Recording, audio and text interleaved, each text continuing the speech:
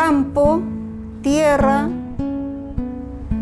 amigos, familia. Alegría, momentos bonitos con mis papás, mis hermanos. El territorio donde nací, mi hogar, territorio seco, que está luchando también por sobrevivir a la sequía.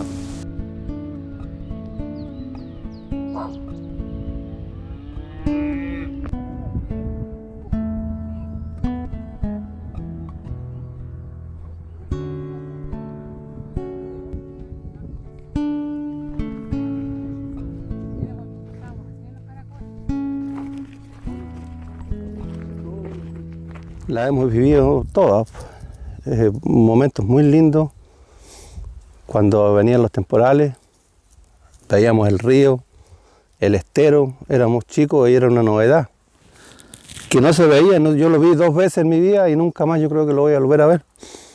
Los caminos cortados, el río, tú lo veías en un verdadero mar, y eso nos daba la esperanza que teníamos para trabajar hartos años en la agricultura. Que el agua para regar, aquí estamos parados sobre un canal que lleva años que no recibe ni una gota de agua. A veces no teníamos como para ir al río y los bañábamos en el canal, hacíamos las pozas y hacíamos una fiesta en el agua. A ver, lo que más recuerdo del río era que habían algunos, la gente plantaba ahí sandía. Y nosotros íbamos con una tía y me acuerdo que hacían positas y nos íbamos a bañar a esas positas. Y el río era como las piscinas de todos nuestros veranos, llenos de agua. Para nosotros era normal, pero era súper lindo en esos tiempos. Recuerdo cuando chica que con mi familia íbamos al sector de Vallehermoso. Íbamos en auto y pasábamos un tiempo agradable juntos, en familia, y principalmente eso, como recuerdo más o menos desde como cuando tenía como 7, 8 años a Pepe. Y me acuerdo que corría muy poca agua y como que yo igual me sentía muy feliz al ver el agua correr, aunque fuese un poco. Como que igual era lindo ir al río. Íbamos al río a buscar el agua y a bañarnos, ya que si bien es cierto nosotros tenemos una playa cerca que es Papudo, no siempre podíamos acceder diariamente producto de la situación de la familia. Entonces con los primos y los amigos íbamos al río, que podíamos ir a pie porque no contábamos con movilización. Más adelante, cuando ya teníamos movilización, también fuimos con mi prima y con sus 2 hijos al río cerca acá y también compartimos cuando había agua. Así que lo pasábamos muy muy bien. Aquí cerca también había un tranque, íbamos a pie a ese tranque y nos bañábamos y disfrutábamos. Bueno, en este tiempo tiene que haber sido el 95, creo. Yo en ese tiempo vendía gas, la gente me encargaba acá los tubos de gas, que no es como ahora que pasan vendiendo a cada rato. Y no me queda otra opción que vi que si podía pasar y pasé, me arriesgué y para poder ir al gas, abastecer a la gente. Y esa cantidad de agua hace muchos años ya no se ve, ya no. Igual da mucha pena ver tanta agua y ahora nada, puras piedras, todo seco. Y esta es la novedad, cuando los inviernos buenos, los temporales, era novedad ir a ver el estero. Cuando bajaba de lado a lado y se cortaba el camino. Y a pie había que pasar por el puente del ferrocarril. La única forma. Ay, sequía. Todo lo contrario a vida. La sequía es pobreza. Hay que empezar a ver a proyectarse en otras cosas, problemas. Eso. Sequías, como que se muere todo. Sin agua, sequía, ya solamente pensar en tener agua para el ser humano. Y eso acá ya nos dan 2 horas, 3 horas al día. Funcionamos con estanque, con bomba.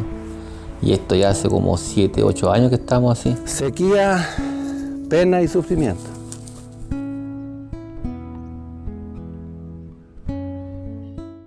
En principio aquí habían paltos, después con el tema de la sequía ya se tuvieron que sacar, eliminar y se tuvieron que hacer cultivos más a corto plazo, pensando en que si llovía un poco esas aguas se iban a ocupar y que no era necesario proyectarse de un año a otro. Entonces acá se pusieron lechuga y se logró obtener una producción óptima, pero con un cambio de riego, que ya no se regaba en forma tendida, sino que se empezaron a utilizar sistemas que se empezaron a estudiar para poder optimizar el agua, que fueron riegos por cinta, que se tuvo que aprender porque antiguamente se regaba solamente para sequía, donde se regaba todo el predio, todo junto. Entonces tuvieron que haber cambios para poder optimizar el agua y hacer algo en la tierra. Da pena, como te explicaba recién, ver cómo esto va cambiando, y el sufrimiento es de no poder hacer nada más. En vez de avanzar, uno va disminuyendo, se van cerrando las puertas para una persona, sobre todo para una persona adulta, una persona mayor. Yo no me podría reinventar en otra cosa porque ya por la edad que tengo no me siento capaz de salir a ningún otro lugar. Cuesta a lo mejor conversar con gente el tema porque cada uno lo ve a su manera. Uno trata de ocultar el dolor, trata de ocultar las penas para que los demás no sufran, pero a lo mejor si estuviéramos conversando entre varios y escucha uno al otro, se pueden soltar. Es que todos nos hemos visto afectados, porque la gente que vive del campo, hay mucha gente no sabe qué más hacer, acostumbrado a vivir de lo que la tierra les daba, y por las edades o por el conocimiento no salen a buscar trabajo en otras cosas, entonces obviamente que sí se produce problemas emocionales. Supe de un caso en Petorca que un caballero se mató por el tema de no poder seguir trabajando en la agricultura, y en realidad el tema de la agricultura está vinculado también a una forma de vida campesina. Entonces, al final, como que se ven imposibilitados también de poder seguir subsistiendo económicamente, y también como su estilo de vida se ve paralizado por la falta también de agua, de escasez de agua. Los seres humanos nos tenemos que batir entre un porcentaje de incertidumbre respecto a ciertas situaciones que nunca vamos a poder tener el control, pero un porcentaje importante de aquello que nosotros sí podemos incidir, un ámbito que sí podemos manejar, ¿cierto? Entonces, cuando la incertidumbre es mayor que aquel espacio donde yo puedo tener cierto control o cierta esperanza, como es el caso de esta población que tú me señalas, evidentemente esto va generando un desánimo continuo, y se va gestando, ¿cierto?, una mezcla entre, en algunos casos, tremendo enojo y rabia, porque es muy injusto para una persona, y así lo vive, decir, ¿por qué tengo que dejar mi tierra? ¿Por qué tengo que abandonar la tradición de mi familia, mi casa, aquello que yo siempre amé? Entonces, frente a eso, lo primero es gestar un enojo muy grande, un enojo, una frustración, una rabia absolutamente comprensible, ¿cierto? Pero luego, si te quitas de ahí, que hay energía, te viene una tristeza, una desolación. Entonces, no es problema que nosotros tengamos tristeza, pena, desolación, cuando un estado transitorio frente a un evento que sabemos que va a pasar.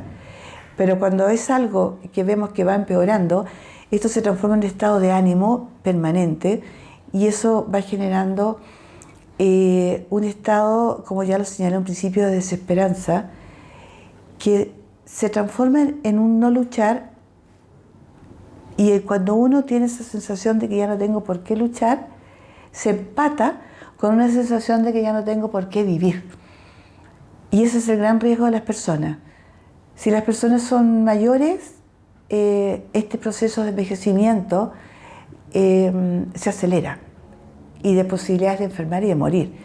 Y en jóvenes está un periodo en que tal vez pueden reaccionar, u otros en aprender a vivir con la sensación de que en verdad a nadie les importa. Lo más triste de los testimonios que se recogen en las investigaciones de lugares así, en jóvenes y niños, es esta sensación de que ¿qué más da si yo no importo?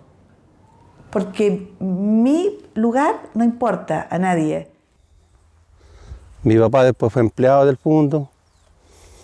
Después, con los años, él empezó a trabajar en su parcela que le tocó, que se la ganaron con mucho sacrificio, con mérito. Y esa parcela de 7 hectáreas, él crió una familia, que somos nosotros, 5 hermanos. Me da pena recordar un poco porque lo que estamos viviendo ahora es triste. Pero eso es lo que tengo de mi infancia. Cuando yo partí a los 15 años trabajando en la tierra, me retiré de la escuela por ayudar a mi papá.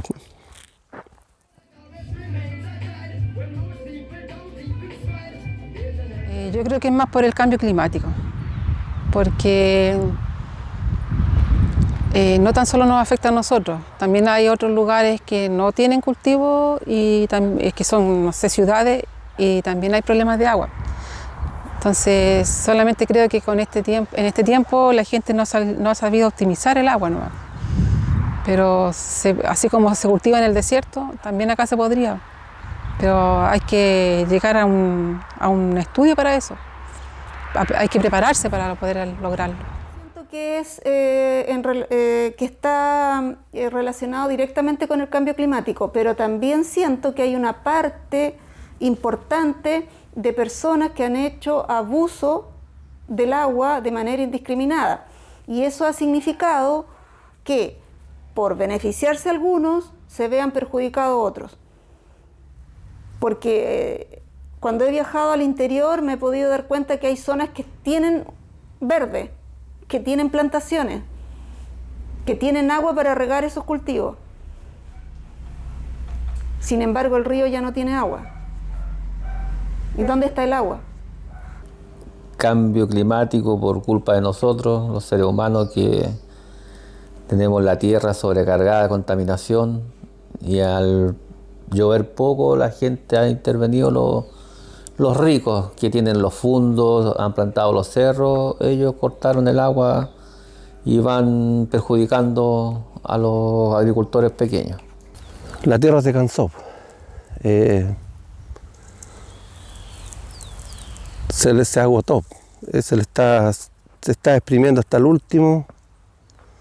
Ya, por eso que los cambios que han habido, todo se cansa al final. La vida, la misma, la forestación, lo que producen las lluvias, el cambio que hay, el cambio climático que están anunciando, que dice que el mismo hombre la ha ido echando a perder.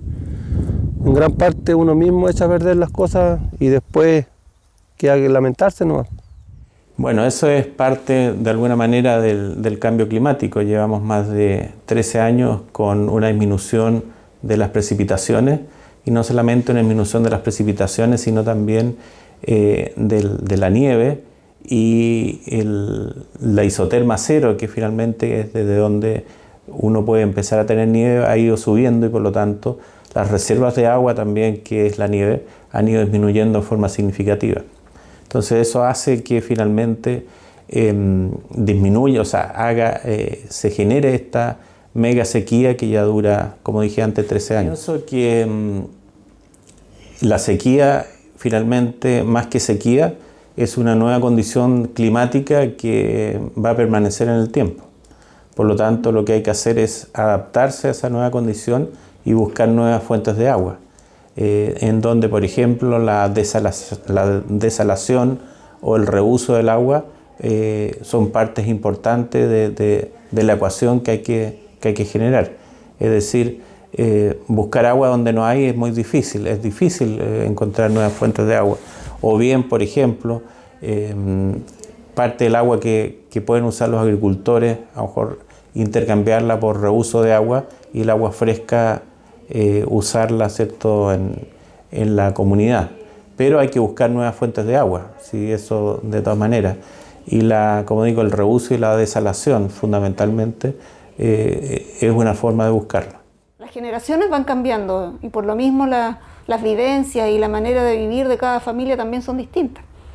Sí creo que hay jóvenes que se están, digamos, con la camiseta puesta y están preocupados de ese tema, pero son pocos. La persona adulta ya ha recorrido un camino y el joven está recién comenzando, entonces la persona joven tiene más opciones, pero nosotros no.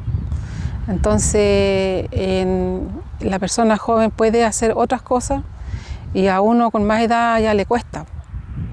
No es imposible, pero cuesta más. Como te digo, ellos tienen otros trabajos, otra manera de vivir, están adaptándose a los tiempos que estamos ahora. Ellos se están adaptando a los tiempos y a sus trabajos.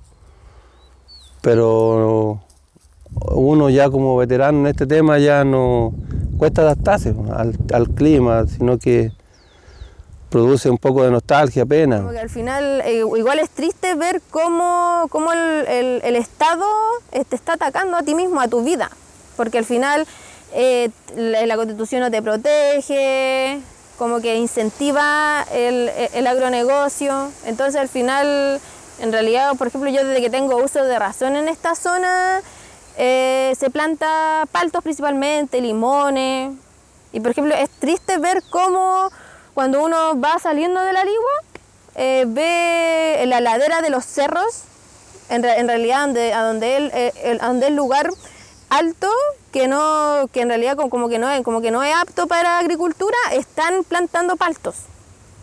Entonces es triste ver cómo hay gente que es triste, da rabia, al ver gente que no tiene agua para consumo humano y en realidad sí hay agua para las paltas. Entonces es una mezcla de tristeza, rabia con respecto a esa situación. En realidad también la pasividad del Estado con respecto a eso y también la pasividad de la gente también con respecto a eso. Lo que pasa es que las personas, todavía creo que incluso las que están afectadas por la situación del cambio climático, no tienen total conciencia en la medida que eso les afecta. Saben que están afectados, saben que no se sienten bien, pero la información no es transparente. ¿Ah? Es decir, ¿qué ocurre? Se va a estas localidades, se hace un estudio por especialistas, después se llevan esos estudios a los centros de investigación universitarios, pero después yo no he observado que hay un seguimiento y un trabajo que después se proyecte en el tiempo y que a las personas se les haga tomar conciencia respecto a lo que están viviendo y tengan en ese sentido mayor fuerza para poder tomar medidas paliativas y no solamente así, sino que de solución ya definitiva. Como yo soy creyente, solamente pienso que eso Dios sabe si en algún futuro vamos a tener de nuevo las lluvias que teníamos antes, pero en este minuto, como lo veo,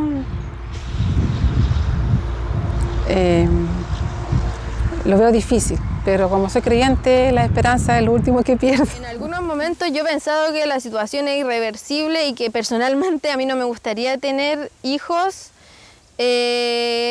porque quizás, por ejemplo, igual está como la incertidumbre de que en un futuro ya no haya agua acá, entonces en un futuro ya no va a poder ser habitable por lo menos esta zona, como que me generan en ciertos momentos cierto conflicto, eso, incertidumbre y miedo también al futuro, como lo que venga al futuro, un riesgo como inminente a que en realidad esta zona ya no sea habitable por el tema de la escasez hídrica. Pero en algunos otros momentos, como dije anteriormente, como que creo que si nos organizamos como comunidad podríamos salir adelante. En la televisión todos dicen que esto llegó para quedarse, que va a ser irreversible, pero yo tengo la fe que no, que va a cambiar. No puede ser siempre igual. Vamos a volver a los tiempos hermosos, con todo verde. Siempre hay una esperanza. Yo creo que si la ciudad de La Ligua, ellos tenían, antiguamente era muy de nombre por los dulces, por los tejidos, se han ido reinventando, todavía sobrevive el tejido. Porque La Ligua, la ciudad, si tiene buenas personas que los guíen, la ciudad se puede mantener. El campo que vive con el agua es difícil, es más difícil, ¿entiendes? No se puede hacer otra cosa que solamente producir, y para producir hay que tener agua. Y ahí está lo grave para el agricultor. Tú veías el río, en el río veías los sauces, veías las zarzamoras, las pozas, los pejerreyes. Nosotros los mandaban de la casa a buscar pejerreyes, los mandaban a buscar los camarones, el bosque. Teníamos un lugar donde 20 hectáreas de bosque que íbamos era muy lindo, hermoso. El campo verde, los cerros, la crianza de animales. Era impresionante. Yo alcancé a ir a la cordillera en las veranadas, los animales. Era otro recurso que teníamos también, que los ayudaba para seguir sobreviviendo y viviendo como agricultor. Pero ahora ya eso ya se terminó. Los animales ya no quedan, los que quedan son los que son capaces de mantener uno en su casa, para tenerlo como recuerdo que los animalitos para uno es vida. Son los que los ayudaron en los tiempos antiguos, los bueyes a arar, los caballos a arar. Y nosotros como agricultores, todavía a mí me apasionan los animales. Entonces, si se puede tener 1, 2, para no perder la costumbre. Cuesta muchísimo, sí, porque el costo es muy alto.